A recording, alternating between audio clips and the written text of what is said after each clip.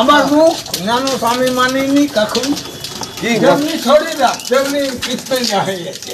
তোমরা কি জানো ফুটুক ঠাকুর কত রাগী একজন মানুষ, আর একবার রেগে গেলে জঙ্গলের বাঘও ভয় পায় তাকে। কিন্তু তেজপ্রতাপ মহাতেজী এই ব্যক্তিটির রাগ আমাদের মতো শিষ্যদের কাছে গলে বরফ হয়ে যায়। আরে হ্যাঁ গো বন্ধুরা, আজ সকালে আমাদের নতুন বাড়ির দেয়ালে জল দেওয়ার সাথে সাথে আমাদের পক্ষীরাটাও ভালো করে ধুয়ে নিলাম। তারপর বাজারে গিয়ে দেখছি চায়ের কাপে ফুটুক ঠাকুর।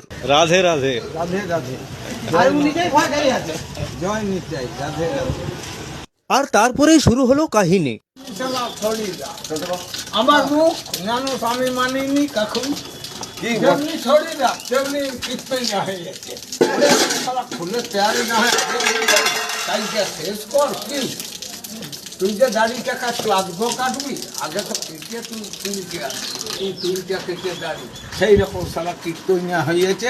আর তেমনি এই শরীরটা সব ফুলের তেওয়ারি বলি আগে ওইটা হোক, তারপরে তুমি মহন্ত বিজয়ী দিবে। আর সন্ধ্যা হইলে মহন্ত বিজয়ী হয়নি, দধির ঢেলিয়ে দিতে হবে। একটা ভিকারিকেও দিতে হবে সন্ধ্যা হইলে। বিজয়ী যে কেউ চট করে দিবে না। এই দেখো সব ওটাই তো সিস্টেম। অসিত গোস্বামী মন কাটা পাথর পড়া। আর মানে কাল সন্ধ্যা বেড়ায়, কালে অহরাত্রি হলেও তার কাজ ভোগ রাগ সবই সমস্ত কাজ সমর্পণ করা হইলেও। তুমি ছিলে এখানে? আমি ছিলাম। আমাকে বললেন আমি আদি সব দিনের ওইখানে ব্যাংকের ওখানে সঞ্জাগিরা ব্যাংক, দুবাটি শাখা সঞ্জাগিরা ব্যাংক। ও আমাকে বললেন যে?